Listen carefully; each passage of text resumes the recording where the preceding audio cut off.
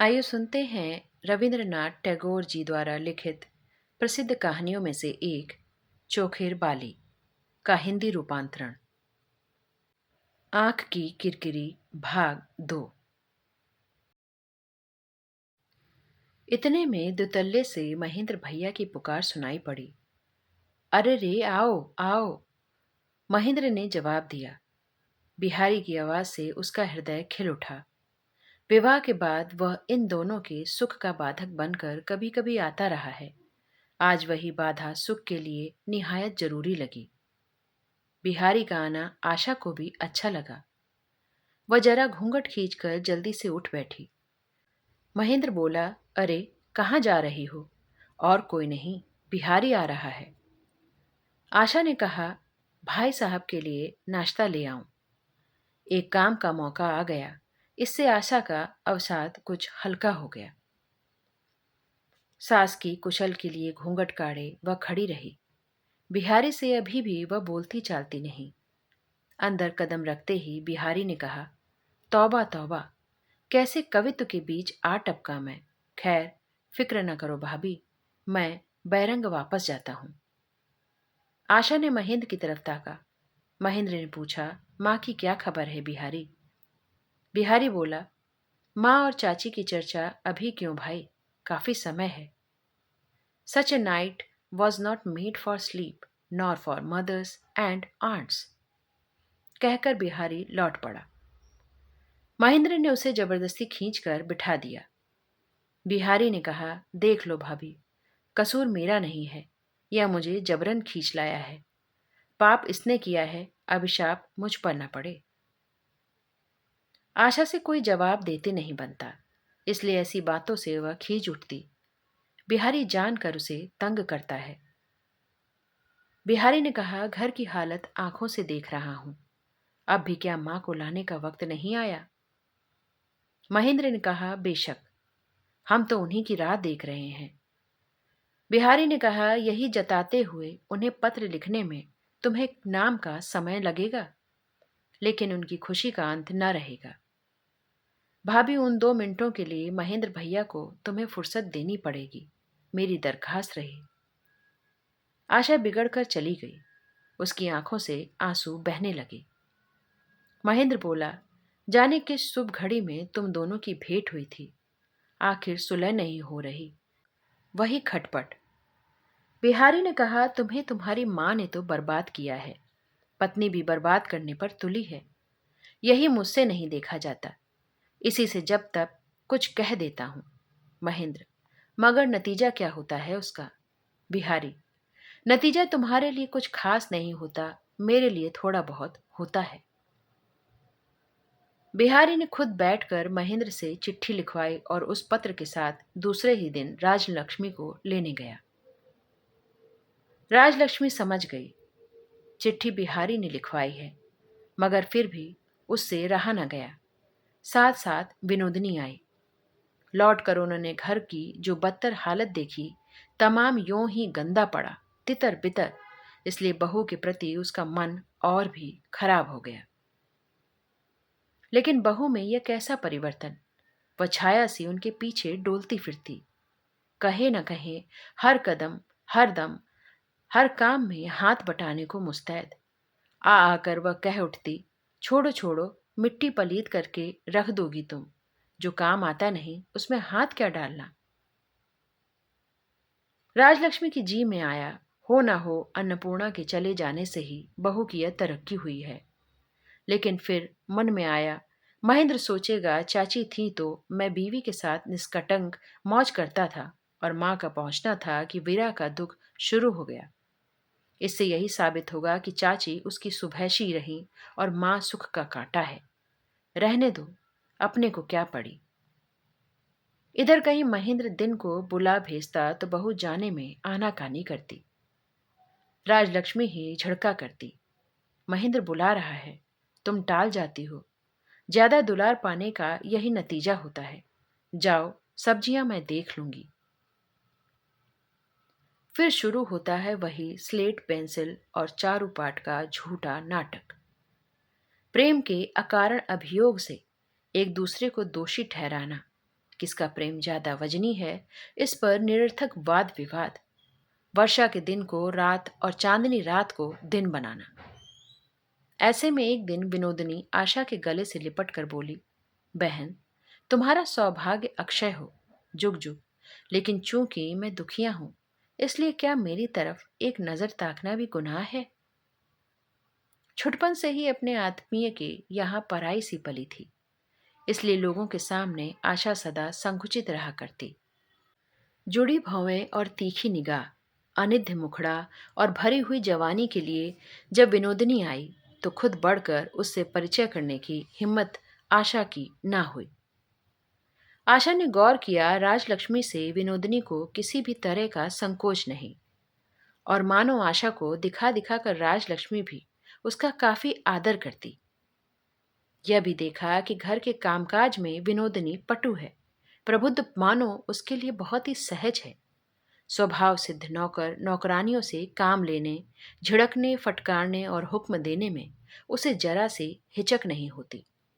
यह सब देख भाल कर विनोदिनी के आगे आशा अपने को बहुत छोटा समझने लगी।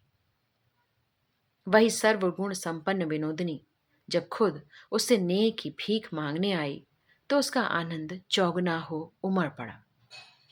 जादूगर के माया तरु की तरह उसके प्रेम का बीज एक ही दिन में अकुराया, पत्तों से लद गया और फल फूल उठा।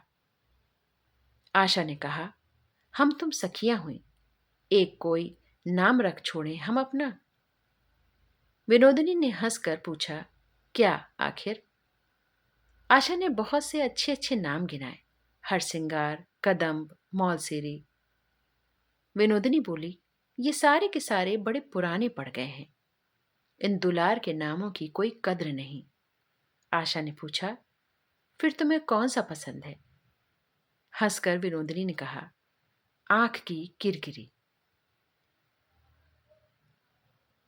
आशा को कोई मीठा सा नाम ही चाहती थी, लेकिन विनोदिनी की पसंद से उसने दुलार की इस गाली को ही कबूल कर लिया। बाहों से उसकी गर्दन लपेट कर बोली, मेरी आंख की किरकिरी, और हंसते हंसते लोटपोट हो गई। आशा को एक साथी की बड़ी जरूरत थी। प्यार का त्योहार भी महज दो आदमियों से नहीं मनता। मीठी बातों की मिठाई बांटने के लिए गैरों की भी जरूरत पड़ती है। भूखी प्यासी विनोदिनी भी नई बहू से प्रेम के इतिहास को शराबी की दहकती हुई सुरा के समान कान फैलाकर पीने लगी। सूनी दोपहरी में माँ जब सोती होती, घर के नौकर चाकर निचले तल्ले के आराम गाह में छिप जाते। बिहारी की ताकीद से महेंद्र कुछ देर के लिए कॉलेज गया होता, और धूप से तपी नीलिमा एक छोर से चील की तीखी आवाज बहुत धीमी सुनाई देती, तो कमरे के फर्श पर अपने बालों को तकिए पर बिखेरे आशा लेट जाती, और पेट के नीचे तकिया रखकर पट पड़ी विनोदिनी उसकी गुनगुन स्वर से कही जाने वाली कहानी में तन्मय हो जाती। उसकी कनपटी लाल उठती, सांस जोर जोर से चलने लगती। विनोदिनी खोद खोद कर पूछती और छोटी से छोटी बात भी निकाल लेती। एक ही बात कई बार सुनती। घटना खत्म हो जाती तो कल्पना करती, कहती, अच्छा बहन, कहीं ऐसा होता तो क्या होता, और यह होता तो क्या करती? इन अनहोनी कल्पनाओं की राह में सुख की बातों को खींचकर दूर तक ले जाना आशा को भी अच्छा लगता।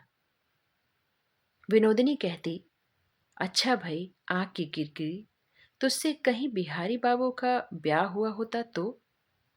आशा, राम राम, ऐसा न कहो, बड़ी शर्म आती है मुझे। हाँ, तुम्हारे साथ होता तो क्या कहने, चर्चा तो तुमसे होने की भी चली थी।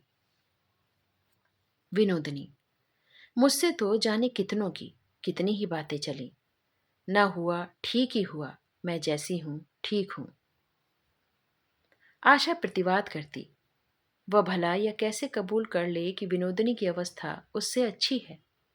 उसने कहा, जरा यह तो सोच देखो, अगर मेरे पति से तुम्हारा ब्याह हो जाता, होते होते ही तो रह गया, होते होते ही रह गया, क्यों नहीं हुआ?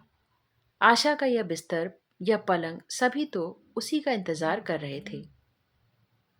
उस सजे सजाए शयन कक्ष को विनोदिनी देखती और इस बात को किसी भी तरह न भूल पाती। इस घर की वह महज एक मेहमान है। आज उसे जगह मिली है, कल छोड़ जाना होगा। तीसरे पहर विनोदिनी खुद अपनी अनूठी कुशलता से आशा का जूड़ा बांध देती और जतन से श्रृंगार करके उसके पति के पास भेजा करती। इस तरह खाम खा देर कर देना चाहती। नाराज होकर महेंद्र कहता, तुम्हारी यह सहेली तो टस से मस नहीं होना चाहती, घर कब जाएगी? उतावली हो आशा कहती, ना ना, मेरी आंख की किरकिरी पर तुम नाराज क्यों हो?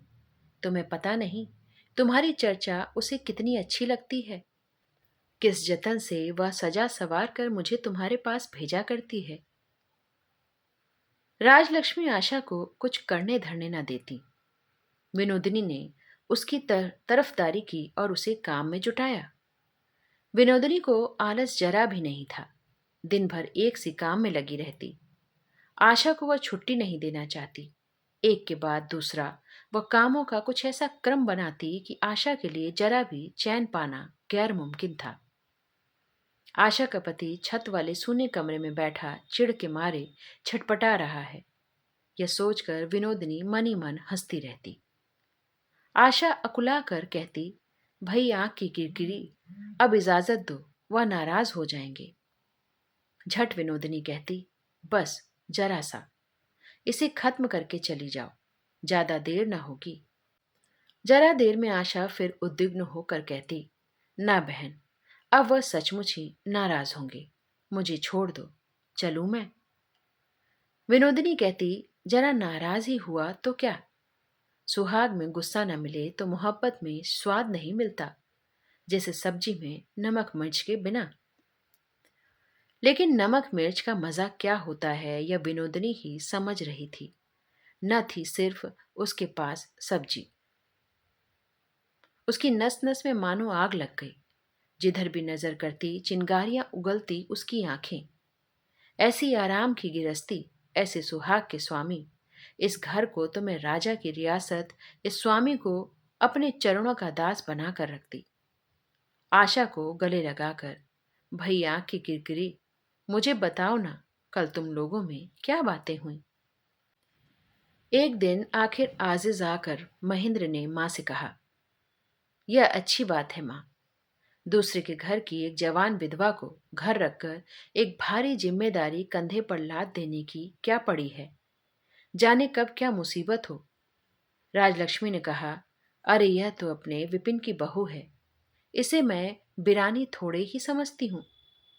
महेंद्र ने कहा, जो कहो, लेकिन यह अच्छा नहीं है, मेरी राय में इसे रखना ठीक नहीं।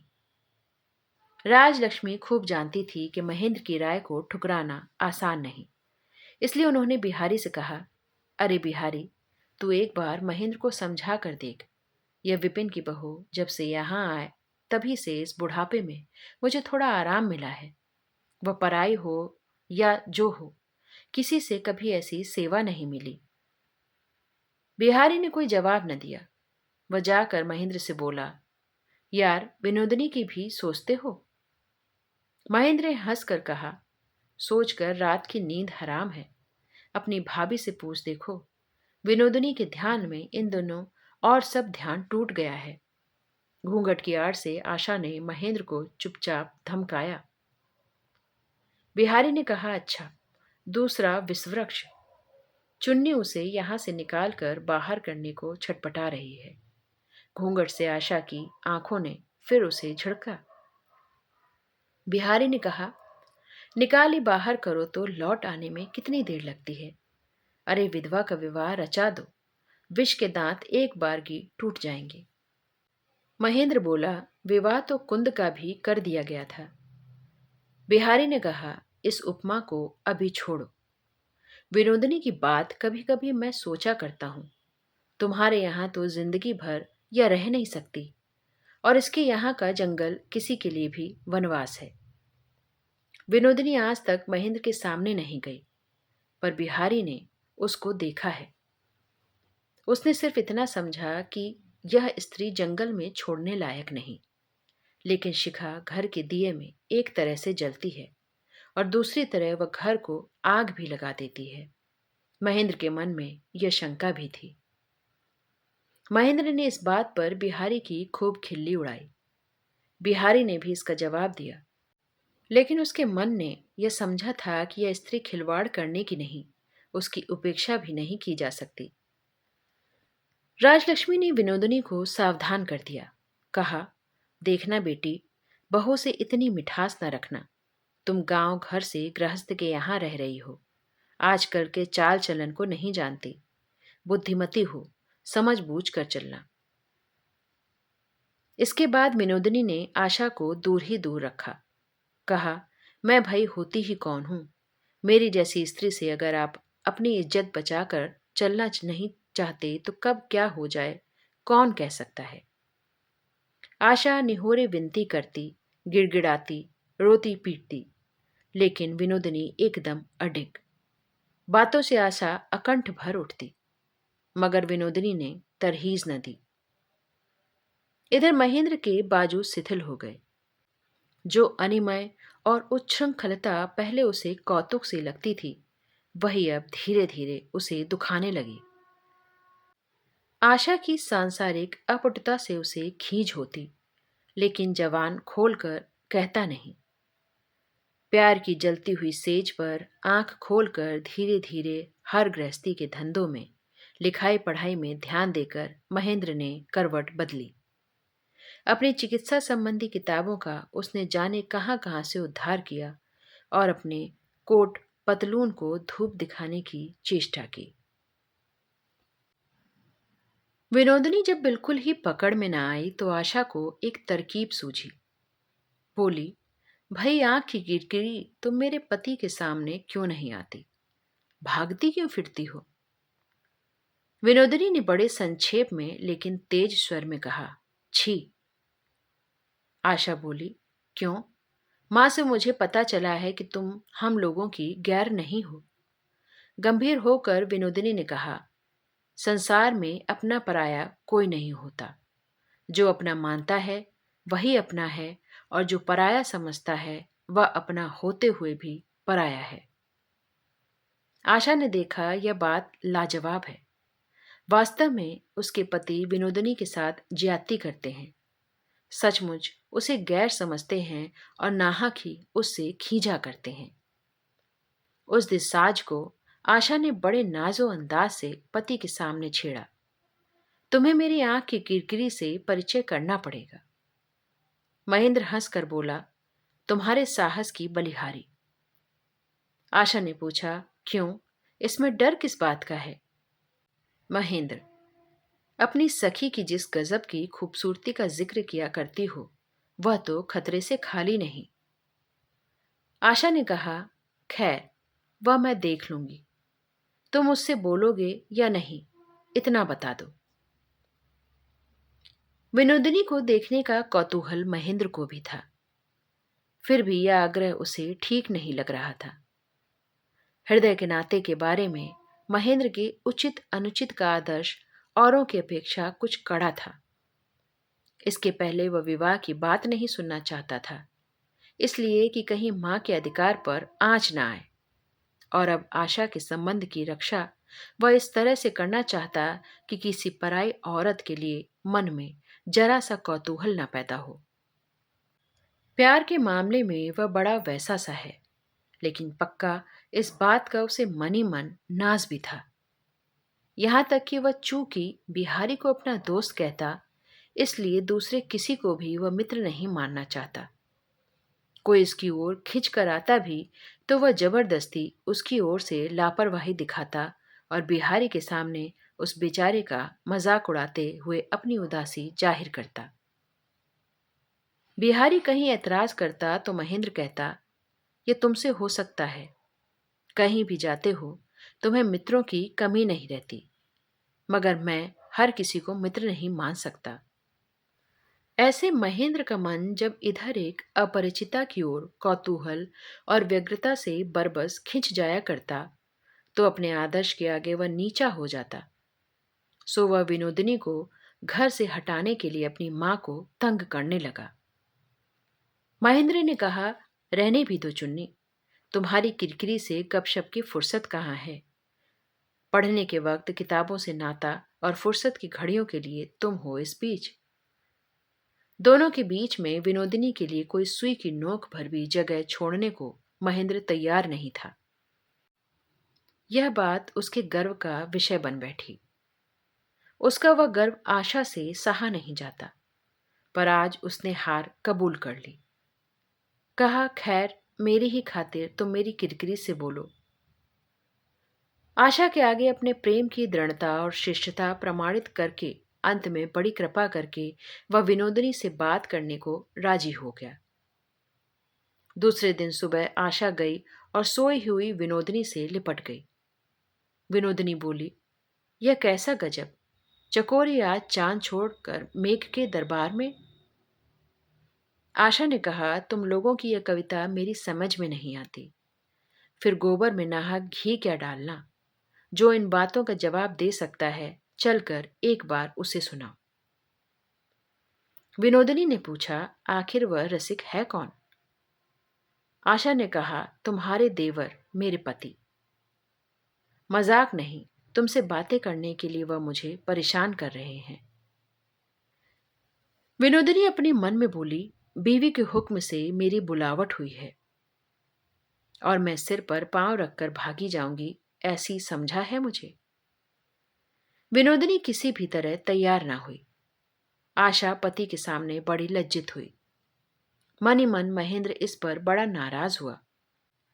मेरे सामने आने में ऐतराज, मुझे दूसरे मामूली लोगों सा समझती है, और कोई होता तो जाने कब कितने बहानों से विनोदिनी से मिलता बोलता चलता। लेकिन महेंद्र ने इसकी कभी कोशिश तक न की। इसी से विनोदिनी को क्या मेरा परिचय नहीं मिला। वह एक बार भली तरह जान लेती तो समझ जाती कि मुझ में और दूसरे किसी पुरुष में क्या फर्क है। 2 दिन पहले ही विनोदिनी भी कुढ़न से बोली थी, इतने दिनों से इस घर में हूं और महेंद्र एक बार मुझे देखने की कोशिश भी नहीं करता। बुआ के कमरे में होती हूं, तब भी वह किसी बहाने अपनी मां के पास नहीं आता। ऐसी लापरवाही किस बात की। मैं कोई जड़ पदार्थ हूं। मैं आदमी नहीं, स्त्री नहीं। कहीं वह मुझे जान पाता तो पता चलता कि उसकी प्यारी चुन्नी और मुझ में क्या फर्क है। आशा ने तरकीब सुझाई, तुम कॉलेज गए हो, यह कहकर मैं उसे अपने कमरे में ले आऊंगी। फिर अचानक बाहर से तुम आ जाना, बस कोई बस न चलेगा। महेंद्र ने पूछा, आखिर किस गुनाह के लिए उसे इतनी बड़ी सजा। आशा बोली, मुझे गुस्सा आ रहा है।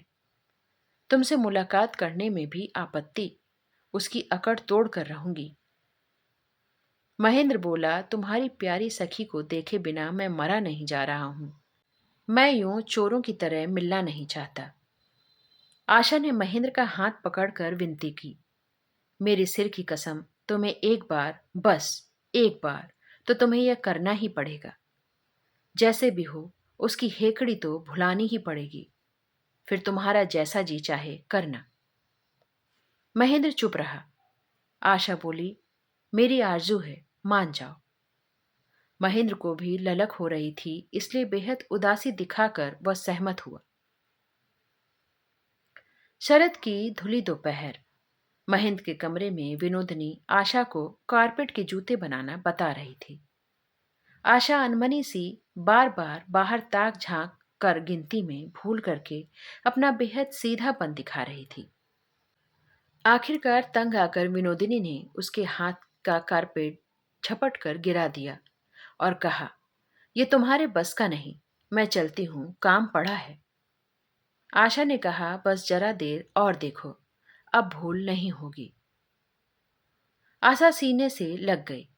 इतने में दबे पांव महेंद्र आया और दरवाजे के पास विनोदिनी के पीछे खड़ा हो गया।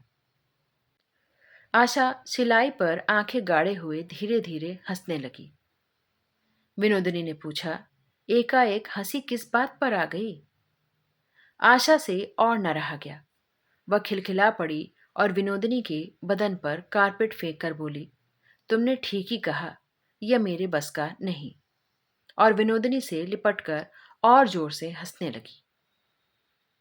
विनोदिनी पहले ही ताड़ गई थी। आशा की चंचलता और हाव भाव से उससे छिपा कुछ न था। वह यह भी खूब जान गई थी कि महेंद्र कब चुपचाप उसके पीछे आकर खड़ा हो गया। निरी नादान बनकर उसने अपने को आशा के आसान जाल में फंसने दिया। अंतर आते हुए महेंद्र ने कहा, मैं बदनसीब ही इस हंसी से क्यों वंचित हूं। चौंक कर विनोदिनी ने माथे पर कपड़े का पल्ला डाला और उठने लगी। आशा ने उसका हाथ धर दबाया। महेंद्र ने कहा, या तो आप बैठिए, मैं चला जाता हूं, या फिर आप भी बैठिए, मैं भी बैठता हूं। जैसा कि आम तौर से औरतें करती हैं, छीना झपटी शोरगुल करके विनोदिनी ने शर्म की धूम नहीं मचाई। उसने सहज ही सुर में कहा, आपके ही अनुरोध से बैठती हूं, लेकिन मन ही मन अभिशाप न दीजिएगा। महेंद्र ने कहा, अभिशाप दूंगा, दूंगा कि आप में देर तक चलने की शक्ति न रह जाए।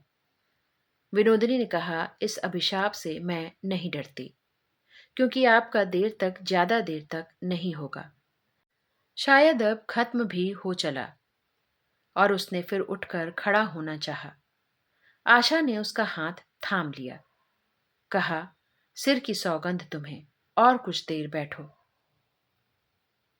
आशा ने पूछा, अब सच सच बताना, मेरी आंख की किरकिरी कैसी लगी तुम्हें। महेंद्र ने कहा, बुरी नहीं। आशा बहुत ही क्षुब्ध होकर बोली, तुम्हें तो कोई अच्छी ही नहीं लगती महेंद्र, सिर्फ एक को छोड़कर। आशा ने कहा, अच्छा, परिचय जरा जमने दो, फिर देखती हूं अच्छी लगती है या नहीं। महेंद्र बोला, जमने दो, यानी ऐसा लगातार चला करेगा रवैया। आशा ने कहा, भल मनसाहत के नाते भी तो लोगों से बोलना चालना पड़ता है। एक दिन की भेंट के बाद ही अगर मिलना जुलना बंद कर दो तो क्या सोचेगी। तुम्हारा हाल ही अजीब है। और कोई होता तो ऐसी स्त्री से दौड़ कर मिलकर आता, और तुम हो कि आफत में आ पड़ी मानो। औरों से अपने इस फर्क की बात सुनकर महेंद्र खुश हुआ। बोला, अच्छा यही सही, मगर ऐसी जल्दीबाजी क्या। मैं कहीं भागा तो नहीं जा रहा हूं, न तुम्हारी सखी को भागने की जल्दी है। लिहाजा बीच बीच में भेंट हुआ ही करेगी, और भेंट होने पर भल मनसाहत रखें। इतनी अक्ल है तुम्हारे पति को। महेंद्र ने सोचा था अब से विनोदिनी किसी न किसी बहाने जरूर आ जाया करेगी, लेकिन गलत समझा था। वह पास ही नहीं फटकती, अचानक आते जाते भी कहीं नहीं मिलती।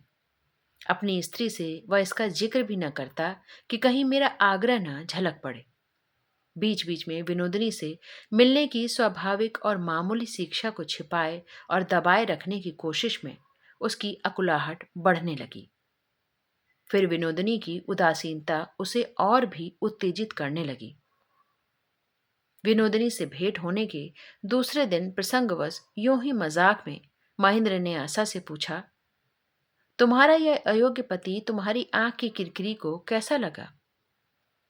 महेंद्र को इसकी जबरदस्त आशा थी कि पूछने से पहले ही आशा से उसे इसका बड़ा ही अच्छा ब्यौरा मिलेगा, लेकिन सब्र करने का जब कोई नतीजा न निकला तो ढंग से यह पूछ बैठा। आशा मुश्किल में पड़ी। विनोदिनी ने कुछ भी नहीं कहा। इससे आशा अपनी सखी से नाराज हुई थी। बोली, ठहरो भी, 2-4 दिन मिलजुल कर तो कहेगी। कल भेंट भी कितनी देर को हुई, और बातें भी कितनी हो सकी। महेंद्र इससे भी कुछ निराश हुआ, और विनोदिनी के बारे में लापरवाही दिखाना उसके लिए और भी कठिन हो गया। इसी बीच बिहारी आ पहुंचा। पूछा, क्यों भैया, आज किस बात पर विवाद छिड़ा हुआ है।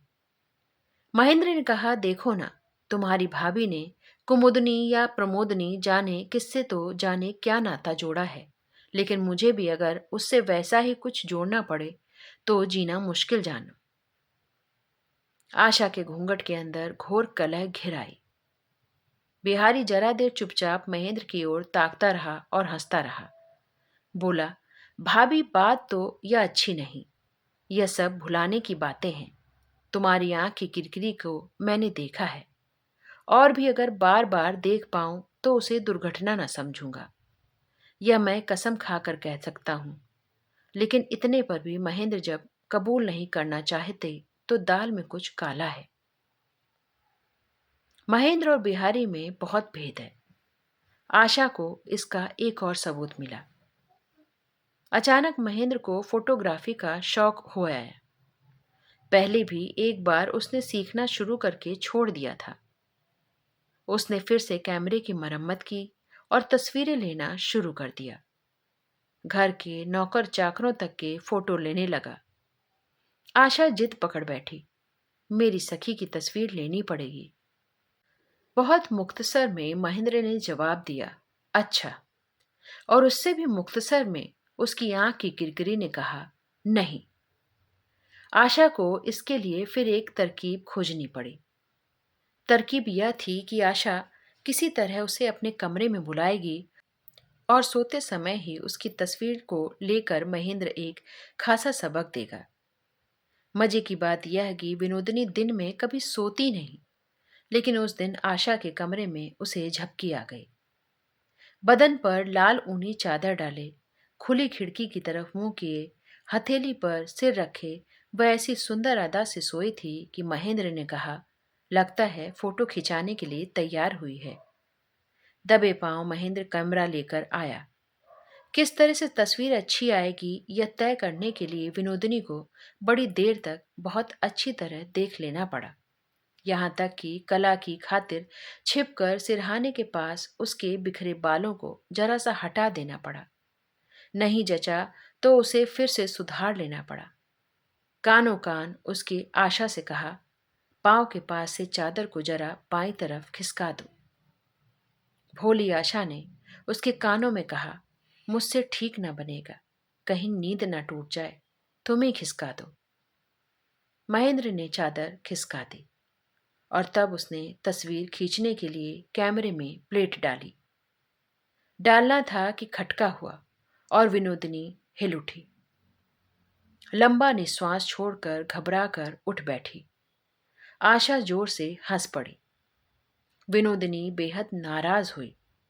अपनी जलती हुई आंखों से महेंद्र पर चिंगारियां बरसाती हुई बोली, बहुत बुरी बात है।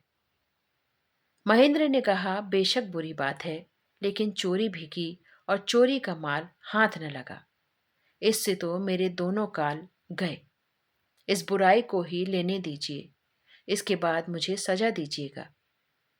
आशा भी बहुत आरजू मिन्नत करने लगी। तस्वीर ली गई, लेकिन पहली तस्वीर खराब हो गई। लिहाजा दूसरे दिन दूसरी तस्वीर लिए बिना फोटोग्राफर न माना। उसके बाद मित्रता के चिन्ह स्वरूप दोनों सखियों की एक साथ एक तस्वीर लेने की बात आई। विनोदिनी ना न कह सकी, बोली, यही लेकिन आखिरी है।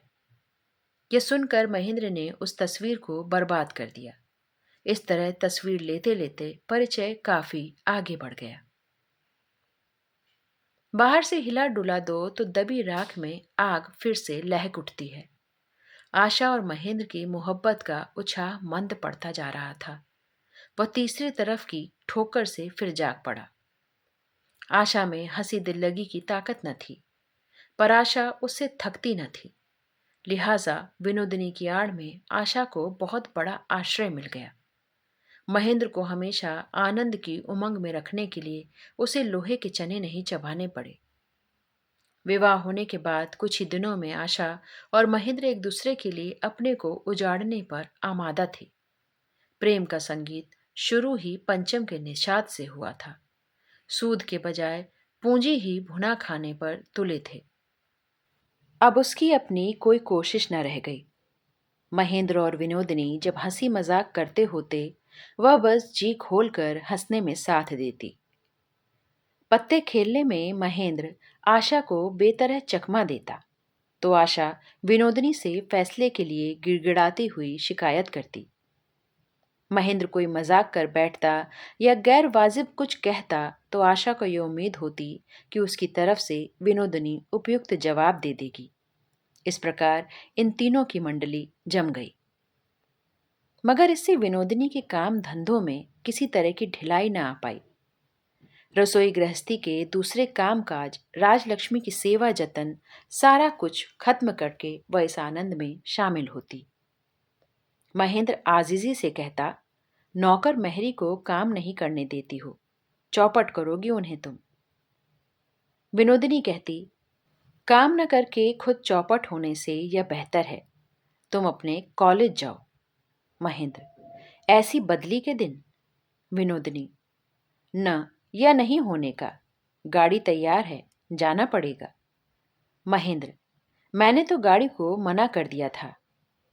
विनोदिनी ने कहा, मैंने कह रखा था। कहकर महेंद्र की पोशाक लाकर हाजिर कर दी। महेंद्र, तुम्हें राजपूत के घर पैदा होना चाहिए था। लड़ाई के समय अपने आत्मीय को कवच पहनाती। मौज मजे के लिए कॉलेज न जाना, पढ़ाई में ढिलाई करना विनोदिनी कतई न सह पाती थी।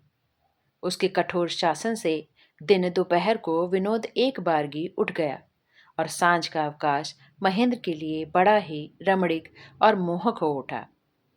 उसका दिन मानो अवसान के इंतजार में रहता। पहले बीच बीच में रसोई समय पर न बनती और महेंद्र को कॉलेज न जाने पाने का बहाना मिल जाता। अब विनोदिनी सारा इंतजाम खुद करके समय पर रसोई बनाती। खाना खत्म होता कि महेंद्र को खबर कर दी जाती, गाड़ी तैयार खड़ी है। पहले कपड़ों का इस तरतीब से रहना तो दूर रहा, यही पता न होता था कि वे धोबी के यहाँ हैं कि अलमारी की किसी गुफा में पड़े हैं। शुरू शुरू में विनोदिनी इन बेतरतीबियों के लिए महेंद्र के सामने आशा को मीठा उलाहना दिया करती थी। महेंद्र भी उस बेचारी की लाइलाज योग्यता पर स्नेह से हंस दिया करता। अंत में सखी के नेह से उसने आशा की सारी जिम्मेदारी अपने ऊपर ले ली। घर की शक्ल बदल गई। अचकन का बटन नदारद है। आशा झटपट कोई तरकीब नहीं निकाल पाती कि विनोदिनी आकर अचकन उसके हाथ से झपट लेती और बात की बात में से देती। एक दिन महेंद्र की परसी हुई थाली बिल्ली ने जूठी कर दी। आशा परेशान। देखते ही देखते विनोदिनी ने रसोई से जाने क्या क्या लाकर काम चला दिया। आशा दंग रह गई। अपने खाने पहनने, काम और आराम में हर बात में तरह तरह से महेंद्र को विनोदिनी के सेवा स्पर्श का अनुभव होने लगा। विनोदिनी के बनाए रेशमी जूते उसके पांवों में पड़े। विनोदिनी का बुना रेशमी गुलबंद गले में। एक पति के पास उसमें कुछ तो होता आशा का अपना और कुछ किसी और का। अपनी वेशभूषा के रूप और आनंद में वह अपनी सखी से मानो गंगा यमुना सी मिल गई है। बिहारी की अब वह कद्र न रह गई थी।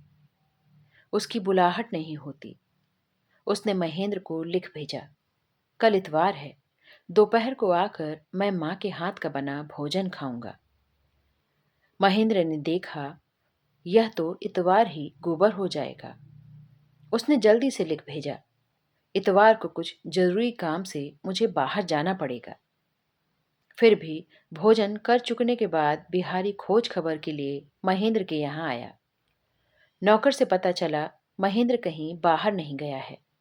महेंद्र भैया कहकर उसने सीढ़ी से आवाज दी और कमरे में दाखिल हुआ। महेंद्र बड़ा अप्रतिभ हो गया।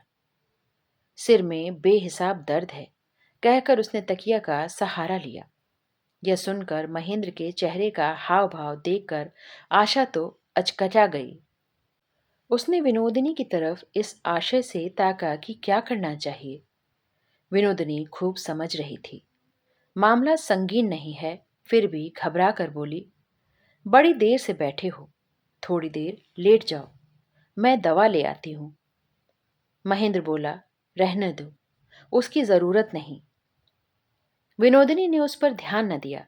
वह जल्दी से बर्फ मिले पानी में यूडिकोलोन डालकर ले आई। आशा को गीला रुमाल देती हुई बोली, उनके सिर पर बांध दो। महेंद्र बार बार कहने लगा, अरे छोड़ो छोड़ो। बिहारी हंसी रोक कर चुपचाप यह नाटक देखता रहा। मन में गर्व करते हुए महेंद्र ने कहा, कमबख्त बिहारी देखे कि मेरी कितनी इज्जत होती है। बिहारी खड़ा था। लाज से कांपते हाथों से आशा ठीक से पट्टी न बांध पाई। लुढ़क कर योडिकोलोन की एक बूंद महेंद्र की आंख से गिर गई। विनोदिनी ने आशा से रुमाल लेकर अपने कुशल हाथों से ठीक से बांध दिया। सफेद कपड़े के दूसरे टुकड़े को योडिकोलोन में भिगोकर धीमे धीमे पट्टी पर निचोड़ने लगी। आशा घूंघट काढ़े पंखा झलती रही। स्निग्ध स्वर में विनोदिनी ने पूछा, महेंद्र बाबू, आराम मिल रहा है? आवाज में इस तरह शहद घोलकर विनोदिनी ने तेज कनखियों से बिहारी को देख लिया। देखा, कौतुक से बिहारी की आंखें हंस रही हैं। उसको यह सब कुछ प्रहसन सा लगा। विनोदिनी समझ गई, इस आदमी को ठगना आसान नहीं। इसकी पैनी निगाह से कुछ नहीं बच सकता। बिहारी ने हंसकर कहा, विनोदिनी भाभी, ऐसी तीमारदारी से बीमारी जाने की नहीं और बढ़ जाएगी। विनोदिनी, मैं मूर्ख स्त्री, मुझे इसका क्या पता? आपके चिकित्सा शास्त्र में ऐसा ही लिखा है, क्यों? बिहारी, लिखा तो है ही। सेवा देकर अपना भी माथा दुखने लगा। लेकिन फूटे कपाल को चिकित्सा के बिना ही चंगा हो जाना पड़ेगा। महेंद्र भैया का कपाल जोरदार है। विनोदिनी ने कपड़े का ओछा टुकड़ा रख दिया। कहा, न हमें क्या पड़ी, दोस्त का इलाज दोस्त ही करे। बिहारी ने सोचा, दूर दूर रहने से अब काम नहीं चलने का। चाहे जैसे हो, इसके बीच अपने लिए भी जगह बनानी पड़ेगी। इनमें से किसी को यह पसंद तो ना होगा, लेकिन फिर भी मुझे रहना पड़ेगा। बुलावे या स्वागत की अपेक्षा किए बिना ही बिहारी महेंद्र के व्यूह में दाखिल होने लगा। उसने विनोदिनी से कहा, विनोद भाभी, इस शख्स को इसकी मां ने बर्बाद किया। इसकी बीवी बर्बाद कर रही है। तुम भी उस जमात में शामिल ना होकर इसे कोई नई राह सुझाओ। महेंद्र ने पूछा, यानी? बिहारी, यानी मेरे जैसा आदमी जिसे कभी कोई नहीं पूछता। महेंद्र, उसको बर्बाद करो। बर्बाद होने की उम्मीदवारी इतनी आसान नहीं बच्चों कि दरखास्त दे दी और मंजूर हो गई। विनोदिनी हंसकर बोली, बर्बाद होने का दम होना चाहिए बिहारी बाबू। बिहारी ने कहा, अपने आप में वह खूबी ना भी हो तो पराए हाथ से आ सकती है। एक बार देख ही लो, पनाह देकर। विनोदिनी, यूं तैयार होकर आने से कुछ नहीं होता, लापरवाह रहना होता है। क्या ख्याल है भैया की किरकिरी? अपने इस देवर का भार तुम्हें उठाओ ना। आशा ने 2 उंगलियों से उसे ठेल दिया। बिहारी ने भी इस दिल्लगी में साथ न दिया। विनोदिनी से यह छिपा न रहा कि बिहारी को आशा से मजाक करना पसंद नहीं। वह आशा पर श्रद्धा रखता है और विनोदिनी को उल्लू बनाना चाहता है। यह बात उसे चुभी। उसने आशा से फिर कहा, तुम्हारा यह भिखारी देवर मुझे इंगित करके तुमसे ही दुलार की भीख मांगने आया है। कुछ दे दो ना बहन। आशा बहुत खींच उठी।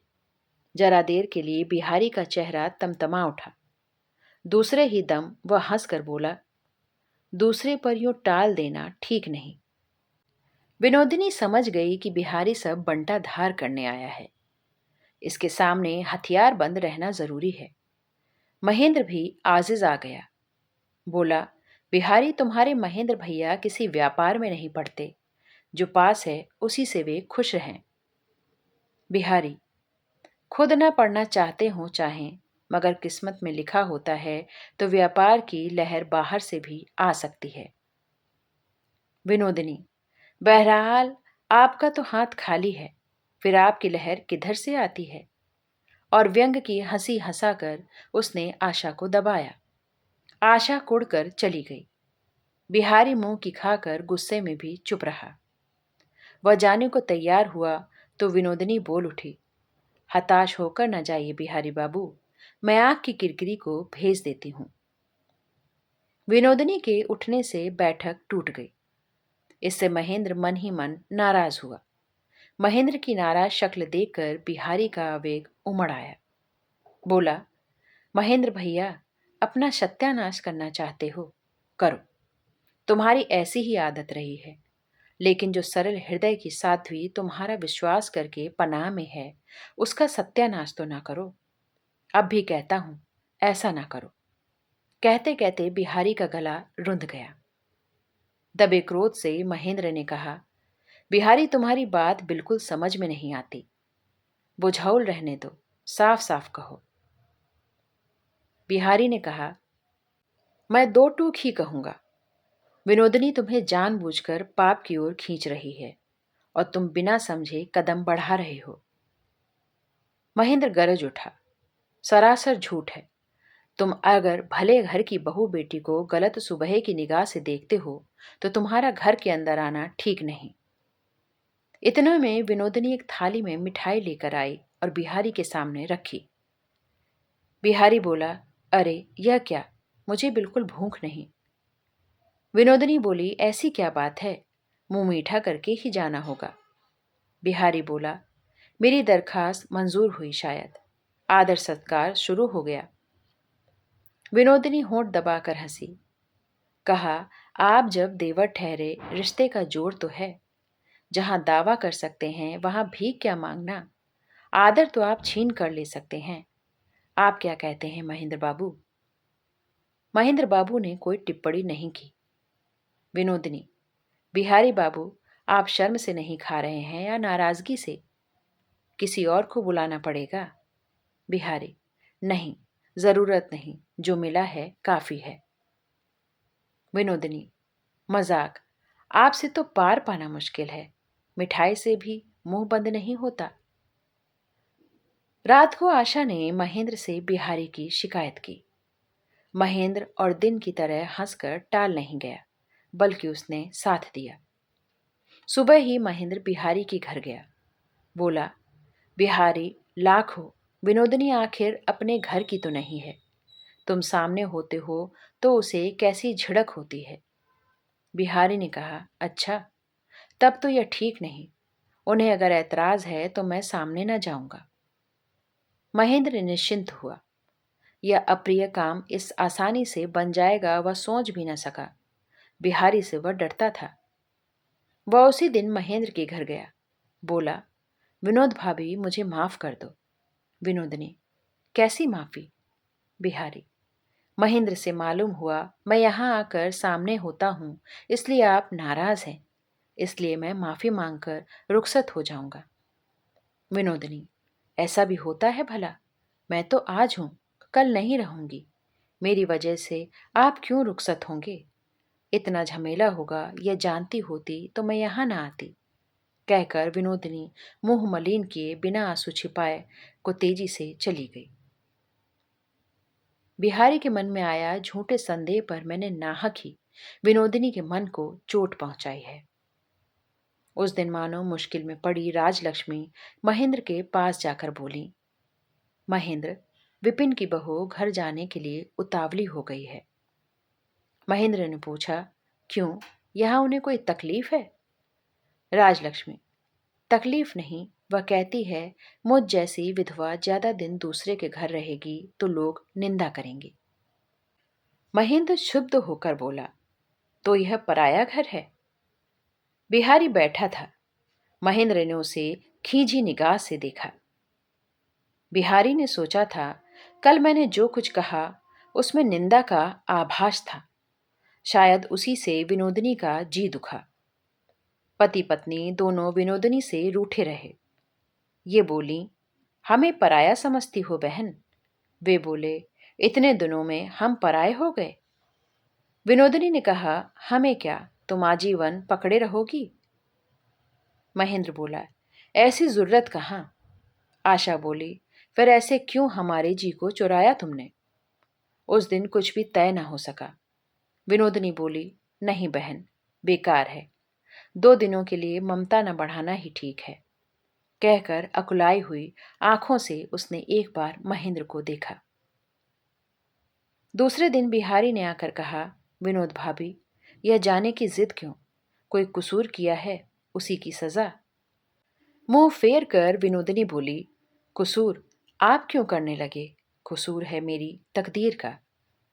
बिहारी, आप अगर चली जाएं तो मुझे यही लगता रहेगा कि मुझी से नाराज होकर चली गईं आप। करुण आंखों से विनती जाहिर करती हुई विनोदिनी ने बिहारी की ओर ताका। कहा, आप ही कहिए ना, मेरा रहना उचित है? बिहारी मुश्किल में पड़ गया। रहना उचित है, यह बात वह कैसे कहे। बोला, ठीक है, आपको जाना तो पड़ेगा ही, लेकिन 2-4 दिन रुक कर जाएं तो क्या हर्ज है। अपनी दोनों आंखें झुकाकर विनोदिनी ने कहा, आप सब लोग रहने का आग्रह कह रहे हैं, आप लोगों की बात टाल कर जाना मेरे लिए मुश्किल है, मगर आप लोग गलती कर रहे हैं। कहते कहते उसकी बड़ी बड़ी पलकों से आंसू की बड़ी बड़ी बूंदें तेजी से ढुलकने लगीं। बिहारी इन मौन आंसुओं से व्याकुल होकर बोल उठा, महज इन कुछ दिनों में ही आपने सबको मोह लिया है, इसी से आपको कोई छोड़ना नहीं चाहता। अन्यथा न सोचें विनोद भाभी, ऐसी लक्ष्मी को चाहकर विदा भी कौन करेगा। आशा घूंघट काढ़े कोने में बैठी थी। घूंघट सरकाकर वह रह रहकर आंखें पोंछने लगी। आइंदा विनोदिनी ने जाने की बात न चलाई। बीच में यह जो झमेला खड़ा हुआ, उसे एक बारगी चुका देने की नियत से महेंद्र ने प्रस्ताव रखा कि अगले इतवार को दमदम के बगीचे में पिकनिक कराएं। आशा बहुत खुश हो गई, लेकिन विनोदिनी राजी न हुई। उसके तैयार न होने से आशा और महेंद्र मायूस हो गए। उन्हें लगा इन दिनों विनोदिनी न जाने क्यों दूर हट जाना चाहती है। तीसरे पहर बिहारी आया। विनोदिनी बोली, जरा देखिए तो बिहारी बाबू, महेंद्र बाबू दमदम जा रहे हैं पिकनिक के लिए। मैं नहीं जाना चाहती तो सुबह से दोनों मुझसे रूठे हैं। बिहारी बोला, नाराज होना उनका बेजा नहीं। आप साथ न गईं तो इनकी जो पिकनिक होगी, ईश्वर करे साथ में दुश्मन की भी वैसी न हो। विनोदिनी, फिर आप भी चलिए ना। आप चलें तो मैं भी चलूंगी। बिहारी, ठीक तो है, मगर बात यूं है कि कर्म दरअसल कर्ता की इच्छा पर होता है। बाबू की क्या राय है? बिहारी के प्रति इस पक्षपात से मालिक और मालकिन दोनों ही भीतर भीतर कुढ़ गए। बिहारी को साथ ले चलने की बात से महेंद्र का आधा उत्साह जाता रहा। वह बिहारी को हर तरह से यह जता देने को आतुर था कि उसकी मौजूदगी विनोदिनी को कभी पसंद नहीं, लेकिन अब तो उसे छोड़ जाना असंभव होगा। महेंद्र ने कहा, बेजा क्या है, अच्छी ही तो है, लेकिन बिहारी तुम्हारा खास ऐब है कि जहां जाते हो वहां कोई ना कोई हंगामा मचाने से बाज नहीं आते। या तो वहां आसपास के बच्चों की जमात जुटा ले हुए, या फिर गोरों से मारपीट की नौबत। क्या कर बैठोगे क्या पता। बिहारी महेंद्र की अनिच्छा को समझ गया। मन ही मन हंसा। बोला, दुनिया में यही तो मजा है, क्या से क्या हो जाए, कहाँ कौन सा फसाद खड़ा हो जाए, पहले से कुछ नहीं कहा जा सकता। तो विनोद भाभी, तड़के ही चल देना पड़ेगा, मैं समय से हाजिर हो जाऊंगा। सामान और नौकरों के लिए एक 3rd क्लास और उन लोगों के लिए एक 2nd क्लास की बग्घी लाई गई। खासा बड़ा एक पैक बक्स के लिए बिहारी ठीक समय पर हाजिर हो गया। महेंद्र ने कहा, अरे यह फिर क्या उठा लाए, नौकरों वाली गाड़ी में तो अब यह आएगा नहीं। बिहारी बोला, आप परेशान ना हो, मैं ठीक किए देता हूं। विनोदिनी और आशा गाड़ी पर सवार हुई। बिहारी का क्या करें, महेंद्र जरा आगा पीछा करने लगा। बिहारी ने अपना सामान गाड़ी के ऊपर पटका और आप कोच बक्स में जाग बैठा। महेंद्र के जी में जी आया। वह सोच रहा था, जाने बिहारी अंदर ही बैठ जाएगा कि क्या करेगा। विनोदिनी ने परेशान होकर पूछा, गिर तो नहीं पड़ेंगी बिहारी बाबू? बिहारी बोल उठा, आप फिक्र न करें, गिरना या बेहोश हो जाने की भूमिका नहीं। जैसे ही गाड़ी खिसकी, महेंद्र ने कहा, ना हो तो मैं भी ऊपर आता हूं, बिहारी अंदर आ जाए। आशा ने जल्दी से उसकी चादर खींची। कहा, नहीं, तुम नहीं जा सकते। विनोदिनी बोली, आपको आदत नहीं, क्या पता गिर विर पड़े। जोश में आकर महेंद्र ने कहा, गिर पड़ूंगा? हरगिज नहीं। और वह गाड़ी से बाहर निकलने का प्रयत्न करने लगा। विनोदिनी, तोहमत आप बिहारी बाबू पर लगाते हैं, मगर हंगामा मचाने में बेजोड़ तो आप ही हैं। महेंद्र ने जरा मुंह लटका कर कहा, अच्छा एक काम करें, मैं एक और गाड़ी लेकर चलता हूं, बिहारी यहां आ जाए। आशा ने कहा, तो मैं तुम्हारे ही साथ चलूंगी। विनोदिनी बोली, और मैं तब गाड़ी में से कूद पड़ूं। होते होते झंझट आखिर निपट गया। रास्ते भर महेंद्र बड़ा गंभीर रहा। गाड़ी दमदम के बगीचे में पहुंच गई। नौकरों वाली गाड़ी बहुत पहले ही रवाना हुई थी, लेकिन अभी तक उसका पता न था। शरद का सवेरा बड़ा ही सुहाना, धूप निकल आई थी। ओस की बूंदें सूख चुकी थीं, पर निर्मल प्रकाश से पेड़ पौधे झिलमिला रहे थे। दीवार से लगी हर श्रृंगार की कतार थी, नीचे फूल बिछ गए थे। कलकत्ता की ईंट की ऊंची दीवार के घेरे में बाहर आकर आशा वन की हिरनी सी उमग उठी। विनोदनी के साथ उसने ढेरों फूल बीने, पेड़ से शरीफे तोड़े और नीचे बैठकर खाए।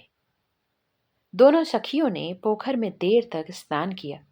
एक निरर्थक आनंद से इन दो नारियों ने पेड़ों की छाया और छिटकी किरणों, पोखर के पानी और कुंजों के फूल पत्तों को पुलकित सचेतन कर दिया। दोनों सखियां नहा आईं। देखा, नौकरों वाली गाड़ी अब भी नदारत है। महेंद्र बंगले के बरामदे में बिछी एक चौकी पर बैठा बैठा उदास होकर एक विलायती इश्तहार पढ़ रहा था। विनोदनी ने पूछा, और बिहारी बाबू? संक्षेप में महेंद्र बोला, पता नहीं। विनोदनी, चलिए उन्हें ढूंढें। महेंद्र, आखिर उन्हें कोई चुरा कर तो नहीं ले जाएगा, ढूंढे बिना भी मिल जाएंगे। विनोदनी, मगर हो सकता है आपकी फिक्र से वह बेहाल हो रहे हों, चलकर उन्हें दिलासा ही दे आए। तालाब के किनारे बंधा हुआ विशाल बरगद था। उसी के चौतरे पर बिहारी अपना पैक बक्स खोलकर मिट्टी के तेल का चूल्हा जलाकर पानी गर्म कर रहा था। जैसे ही लोग पहुंचे, उसने सबको चौतरे पर बिठाकर एक एक प्याला गर्म चाय और तस्तरी में दो एक मिठाइयां देकर उनकी खातिर की। विनोदिनी बार बार कहने लगी, गनीमत है कि बिहारी बाबू सारा इंतजाम साथ लाए हैं, वरना चाय न मिलती तो क्या हाल होता महेंद्र बाबू का। चाय मिली तो महेंद्र जी उठा, फिर भी बोला, यह सब बिहारी की ज्यादती है। आए हैं हजरत पिकनिक को, और यहाँ भी बदस्तूर सारा इंतजाम उठाए लाए हैं, इससे मजा नहीं रहता। तपी दोपहरी की हवा पत्तों में मरमराहट लाकर बहती रही। तालाब के बांध पर जामुन की डालों पर कोयल रह रहकर कूकती रही। विनोदिनी अपने बचपन के किस्से सुनाने लगी। माँ बाप की बात, छुटपन की सखी सहेलियों की चर्चा। अचानक उसके माथे पर का पल्ला खिसक गया। विनोदिनी की आंखों में कौतुक का जो तीखा कटाक्ष देख पैनी निगाहों वाला बिहारी के मन में आज तक तरह तरह की शंकाएं उठती रही थीं, वह श्याम चमक जब एक शांत सजल रेखा से मंद पड़ गई, तो बिहारी ने मानो और ही नारी को देखा। लजीली सती की नाई विनोदिनी एकांत भक्ति से पति की सेवा कर रही है, मंगलमयी माता के समान संतान को अपनी गोद में लिए हुए है। पहले यह छवि क्षण के लिए भी कभी बिहारी के मन में न आई। आज मानो जरा देर के लिए रंगमंच का पर्दा उठ गया और अंदर का एक मंगल दृश्य उसे दिखाई दिया।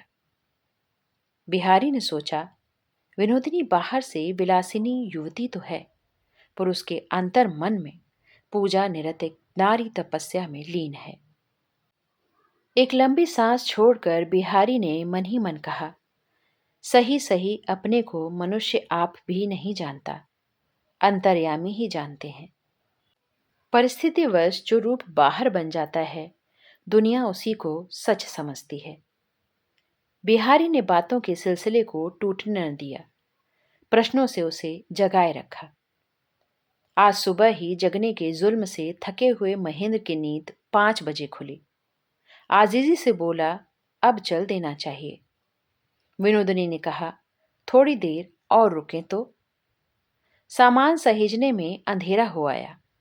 नौकरों ने इतने में खबर दी, किराए की गाड़ी न जाने कहाँ गायब है, ढूंढे न मिली।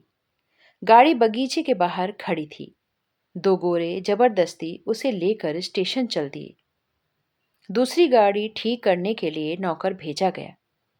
कूड़ा हुआ महेंद्र बार बार मन में कहने लगा, आज का दिन मुफ्त में बर्बाद हो गया। ऐसी नौबत आ गई कि अपनी अधीरता वह छिपा न सका। अंजोरिया का चांद धीरे धीरे झुरमुटों की ओर से खुले आकाश में आया। सुनसान अकंप बगीचा छाह जोत से झिलमिला उठा। इस माया मंडित धरती पर आज विनोदिनी ने अपने को न जाने किस रूप में अनुभव किया। उसने जब तरु वीथिका में आशा को जकड़ लिया तो उसमें प्रणय की बनावट जरा भी न थी। आशा ने देखा विनोदिनी की आंखों से आंसू बह रहे हैं। आशा ने पीड़ित होकर पूछा, भई आंख की किरकिरी, तुम रो क्यों रही हो? विनोदिनी बोली, कुछ नहीं बहन, सब ठीक है। आज का दिन मुझे बड़ा भला लगा। आशा ने पूछा, किस बात से इतना भला लगा? विनोदिनी बोली, मुझे लगता है मानो मैं मर गई हूं, मानो परलोक में आई हूं, यहां मानो मुझे मेरा सर्वस्व मिल सकता है। अचरज में पड़ी आशा यह सब कुछ न समझ सकी। मौत की बात सुनकर दुखी होकर कहा, छी, ऐसा नहीं कहते बहन। गाड़ी मिली। बिहारी फिर कोच बक्स पर जा बैठा। विनोदिनी चुपचाप ही बाहर की तरफ देखती रही। चांदनी में अवाक पेड़ों की पात दौड़ते हुए घने छाया प्रवाह की तरह उसकी आंखों से होकर गुजरने लगी। आशा गाड़ी के कोने में सो गई और महेंद्र सारी राह उदास बैठा रहा। कहानी का यह अंक यहीं समाप्त करते हैं। आगे की कहानी के लिए चैनल को सब्सक्राइब करें और बेल आइकन दबाना बिल्कुल ना भूलें, जिससे समय समय पर आने वाले नोटिफिकेशन आपको मिलते रहें। धन्यवाद।